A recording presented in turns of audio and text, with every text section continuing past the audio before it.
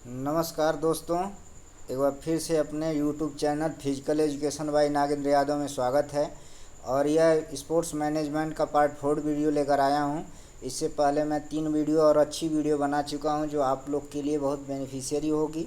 और हर exam physical education से related जितने भी एग्ज़ाम हैं उनमें सब में यह वीडियो हमारे जो कंटेंट हैं जहाँ से ले रहे हैं आप लोग को लाभकारी होंगे। तो मैं ज़्यादा टाइम आप लोग का ना लेते हुए क्वेश्चन को कंटिन्यू करूँगा। क्वेश्चन नंबर 48 है कि the Olympic association at all rungs of organisational hierarchy is virtually considered as the. कहा है कि ओलंपिक एसोसिएशन के सभी ओलंपिक एसोसिएशन संघ के सभी ऑर्गेनाइजेशन पदानुक्रम जो है हायरार्की है वह लगभग कंसीडर किए जाते हैं। किस पे आधारित होते हैं, किस पे कंसीडर किए जाते हैं ओलंपिक एसोसिएशन के जो हायरार्की है संगठन की। तो ऑप्शन नंबर ए है hub of sports activity in a country, यानी हब का मतलब केंद्र होता है। तो hub of sports activity in country, sports activity का देश में केंद्र पे आधारित होती है। या B brain or a nerve centre of sports association, यह ब्रेन कहें या एक नर्व सेंटर का एक एसोसिएशन स्पोर्ट्स संघ का।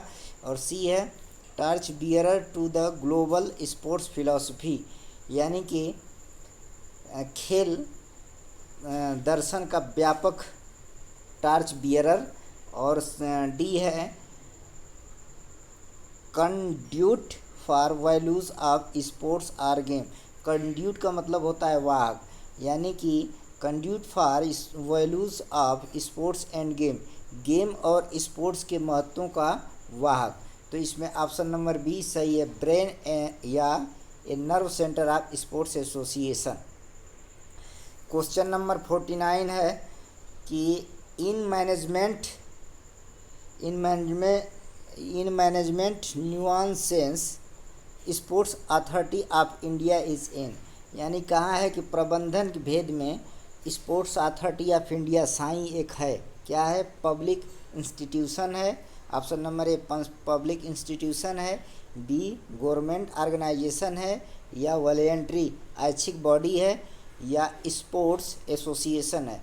तो स्पोर्ट्स मैनेजमेंट के न्यूएंसेस में भेद में देखा जाए तो sports authority of India government organisation है, सरकारी संस्था है।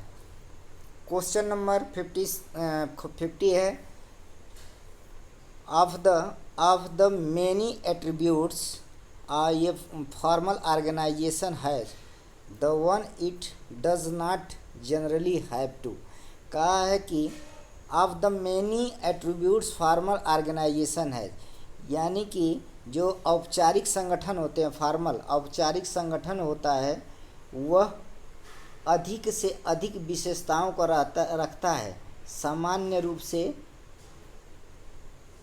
इनमें से कौन है कि जो फॉर्मल ऑर्गेनाइजेशन औपचारिक ऑर्गेनाइजेशन है अधिक से अधिक विशेषताओं को रखता है। तो ऑप्शन नंबर ए है सेल्फ इफिकेसी, यानी कि सेल्फ क्षमता। और बी है आइडेंटिटी पहचान। और सी है इंस्ट्रूमेंटलाइजेशन उपकरणीकरण। और ज्यूरिडिक्शन माने न्याय। तो ऑप्शन नंबर ए सही है, सेल्फ एफिकेसी। क्वेश्चन नंबर 51 है from out of the following indicate the one of which is a statutory organisation. कहा है कि निम्नलिखित में से कौन सा ऐसा संगठन है जो संवैधानिक संगठन है। किसको इंडिकेट करता है? निम्नलिखित में से कौन सा एक इंडिकेट करता है कि संवैधानिक संस्था या बॉडी है? तो ऑप्शन नंबर ए है रूरल मार्शल आर्ट क्लब, एक ग्रामीण मार्शल आर्ट क्लब। और बी है ए सीनियर सिटीजन सोसाइटी। और सी है एन एग्रीकल्चर यूनिवर्सिटी, एक कृषि विश्वविद्यालय। और डी है ए बोर्ड ऑफ रेफरी, एक रेफरी का बोर्ड। तो जो स्टैचुटरी बॉडी का ऑर्गेनाइजेशन की बात कर रहा है संवैधानिक की, तो इसमें एक एग्रीकल्चर यानी कृषि विश्वविद्यालय, ऑप्शन नंबर सी सही है। क्वेश्चन नंबर 52 है there is little doubt that the extremely significant element in the sports management per se is, यानी कहा है कि यह एक छोटा डाउट है, संदेह है कि स्पोर्ट्स मैनेजमेंट के तत्व अत्यधिक महत्व रखते हैं। यह एक छोटा डाउट है, संदेह है कि स्पोर्ट्स मैनेजमेंट के जो एलिमेंट्स हैं वो अत्यधिक महत्व रखते हैं। तो ऑप्शन नंबर ए है रिसोर्स एडोक्वेसी, मतलब कि सोर्सों का उपयुक्तता, और बी है टॉप नॉच फैसिलिटी, टॉप स्तर की सुविधाएं, और सी है ऑर्गेनाइजेशन सेटअप, संगठनात्मक सेटअप, और डी है कम्पेटेंट लीडरशिप, सक्षम नेतृत्व। तो 52 का ऑप्शन नंबर डी सही है, कम्पेटेंट लीडरशिप। क्वेश्चन नंबर 53 है amongst all elements of management system the most crucial one under the almost typing circumstance among the all elements of sports management system, यानी कि मैनेजमेंट के सभी तत्व साथ साथ मैनेजमेंट के सभी तत्व मैनेजमेंट सिस्टम प्रबंधन सिस्टम के सभी तत्व साथ साथ सभी नाजुक परिस्थितियों में एक से होते हैं। तो ऑप्शन नंबर ए है taking right and right decision, taking right and timely decision, B है कम्युनिकेशन विथ सुपीरियर, यानी जो उच्च श्रेणी का व्यक्ति है उसके साथ कम्युनिकेट संचार करना, और सी है इवैल्यूएटिंग प्यूपिल्स कंडक्ट, जो प्यूपिल्स कंडक्ट का संचालन करना उनका मूल्यांकन, और डी है डूइंग डैमेज कंट्रोल, जो डैमेज है उसका कंट्रोल करना। तो इसमें ऑप्शन नंबर ए सही है, taking rights and timely decision, अपने अधिकारों को लेना और समय पे डिसीजन लेना। क्वेश्चन नंबर 54 है द क्लासिकल अप्रोच ब्रैकेट में है line and stop, the classical approach towards management developed by the ancient Romans is A through of and through. कहा है कि एक क्लासिकल अप्रोच जो होता है वो मैनेजमेंट की तरफ, क्लासिकल अप्रोच मैनेजमेंट की तरफ पुराने एंशिएंट प्राचीन रोमन के द्वारा रोमन के द्वारा विकसित किया जाता है। ऑप्शन नंबर ए है कंजर्वेटिव अप्रोच, रूढ़िवादी अप्रोच के द्वारा, बी है आइडियलिस्टिक अप्रोच, आदर्शवादी अप्रोच के द्वारा, और सी है यूटिलिटेरियन अप्रोच, उपयोगितावादी अप्रोच, और डी है डेमोक्रेटिक अप्रोच। तो 54 का question number option number A सही है, कंजर्वेटिव अप्रोच, रूढ़िवादी अप्रोच। क्वेश्चन नंबर 55 है कि legislative administration which is reserve of authorisation administration literally means. कहा है कि जो लेजिस्लेटिव एडमिनिस्ट्रेशन होता है वह अपने जो आधिकारिक हैं, संगठन के आधिकारिक हैं, उन्हें रिजर्व छोड़ देता है। उसका मतलब क्या होता है?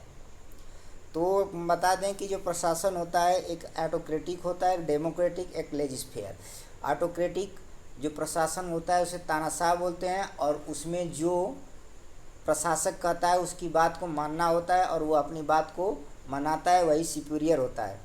डेमोक्रेटिक होता है, लोकतांत्रिक होता है, जिसमें प्रशासक की बातों को सुना जाता है और अपना व्यू भी रखा जाता है। दोनों लोग कोऑपरेशन भाव से फंक्शन कार्य करते हैं। और लेजिस्लेटिव जो होता है वो प्रशासक अपने सबऑर्डिनेट को, जो कर्मचारी हैं, उनको एकदम फ्रीली छोड़ देता है, उस पर कोई प्रतिबंध नहीं लगाता है।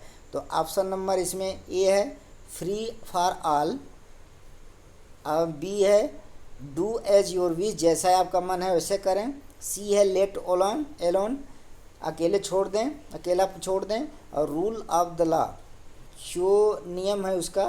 तो ऑप्शन नंबर सी सही है, लेट एलोन। क्वेश्चन नंबर 56 है irrespective of its status in the hierarchy order of organization, a state or sports association is a body of, कहा है कि हिरेरकी आर्डर में, संगठन के हिरेरकी आर्डर, हिरेरकी मतलब पदानुक्रम होता है, संगठन के पदानुक्रम में, सिस्टम में एक स्टेट स्पोर्ट एसोसिएशन होता है, एक स्पोर्ट एसोसिएशन बॉडी होती है। क्या होती है? गवर्नमेंट ऑफिशियल्स होती है, सरकारी ऑफिशियल्स होती है, या रिप्रेजेंटेटिव ऑफ डिस्ट्रिक्ट यूनिट्स, यानी जो डिस्ट्रिक्ट हैं उनका रिप्रेजेंटेटिव प्रतिनिधित्व करती है, या C past and present sports person, भूतकाल और वर्तमान काल खिलाड़ी, और डी है स्पोर्ट्स लवर्स एंड ऑर्गेनाइजर, यानी स्पोर्ट्स लवर का मतलब होता है खेल प्रेमी, और ऑर्गेनाइजर माने संगठन करता। तो इसमें ऑप्शन नंबर बी सही है, रिप्रेजेंटेटिव ऑफ डिस्ट्रिक्ट यूनिट। अब क्वेश्चन नंबर मैं 57 की बात करता हूँ। क्वेश्चन नंबर 57 है, question number 57, as a productive function process sports management does not include. Sports management का जो प्रोडक्टिव फंक्शन है, जो उसके अंतर्गत आते हैं, उसके अंतर्गत कौन सा नहीं आता है? इसमें बोला कि इंक्लूड नहीं होता है। तो ऑर्गेनाइजेशन इंक्लूड होता है, डायरेक्टिंग इंक्लूड होती है, कंट्रोलिंग इंक्लूड होती है, लेकिन कोचिंग शामिल नहीं होती है स्पोर्ट्स मैनेजमेंट के अंदर, जो उसका सिद्धांत बना है। तो ऑप्शन नंबर डी सही है। In the process of, question number 58 है, in the process of employing and deploying individual at various position outmost attention must be paid to there, यानी कहा है कि जब किसी हम कर्मचारी को एम्प्लॉयमेंट और डिप्लॉयमेंट करते हैं, यानी उसके पोजीशन, उसके वेरियस स्थिति को, किसी व्यक्ति के वेरियस पोजीशन स्थिति को जब हम एम्प्लॉयमेंट या डिप्लॉयमेंट या नौकरी देते हैं, हटाते हैं, तो वह हमें किस आधार पे, क्या चीज़ ध्यान देकर हमें पेड करना होता है। तो ऑप्शन नंबर ए है experience in the job, experience in the job, job में अनुभव, और सी है, बी है seniority in the age, age में सीनियरिटी, और सी है कंपेटेंस माने योग्यता, और डी है डिग्री एंड सर्टिफिकेट। तो क्वेश्चन नंबर 58 का ऑप्शन नंबर सी सही है, कंपेटेंस। इसी को ध्यान में रख के हम उसे पेड करते हैं। क्वेश्चन नंबर 59 है, in sports and physical education controlling, खेल और शारीरिक शिक्षा में नियंत्रण as a function of management, यानी कि खेल और शारीरिक शिक्षा में नियंत्रण एक मैनेजमेंट का कार्य है, सामान्य रूप से रिफर्स करता है किस पे? सप्रेसिंग आइडियाज, विचारों को दबा देना, गाइडिंग फैकल्टी मेंबर्स, जो फैकल्टी मेंबर हैं उनको गाइड करना, डिसिप्लिनिंग स्टूडेंट, यानी स्टूडेंट को डिसिप्लिन में रखना, और असेटिंग ऑफ द इन्वायरमेंट का असेटिंग करना। तो क्वेश्चन नंबर 59 का ऑप्शन नंबर बी सही है, ऑप्शन नंबर बी सही है, guiding faculty members. Question number 60 है, as a matter principle important decision about sports in school should be taken by. एक सैद्धांतिक मामले में देखा जाए तो स्पोर्ट्स, जो स्कूल में स्पोर्ट्स होता है, उसका डिसीजन किसके द्वारा लिया जाना चाहिए? महत्वपूर्ण डिसीजन लगभग किसके द्वारा लिया जाना चाहिए? तो ऑप्शन नंबर ए है हेड ऑफ द इंस्टीट्यूशन, उस इंस्टीट्यूशन का जो हेड है उसके द्वारा, और बी है the physical education teacher in charge, जो फिजिकल एजुकेशन टीचर इंचार्ज है उसके द्वारा, और सी है ए डली कॉन्स्टिट्यूटेड स्पोर्ट्स कमेटी, एक जो स्पोर्ट्स कमेटी बनी है उसके द्वारा, और डी है representative of the student union, जो स्टूडेंट यूनियन का रिप्रेजेंटेटिव है उसके द्वारा। तो ऑप्शन नंबर इसमें सी सही है, जो स्पोर्ट्स कमेटी बनी है उसके द्वारा ही इम्पोर्टेंट डिसीजन लिया जाना चाहिए। क्वेश्चन नंबर 61 है, विच of the following organization has the responsibility to cause the all India inter-university sports competition to happen annually।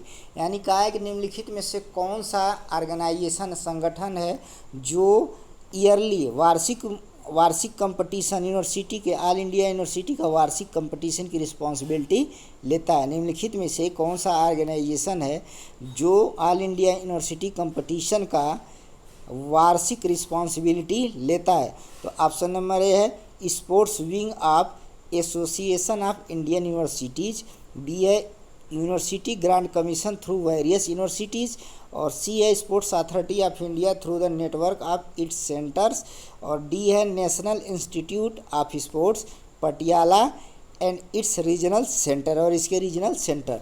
तो क्वेश्चन नंबर 61 का ऑप्शन नंबर ए सही है। जो स्पोर्ट्स विंग होता है एसोसिएशन ऑफ इंडियन यूनिवर्सिटी का, वही ये रिस्पॉन्सिबिलिटी लेता है। क्वेश्चन नंबर 62 है। क्वेश्चन नंबर 62 की बात करते हैं कि in which of the following organisation या institution one does not accept the intramural competition to be held.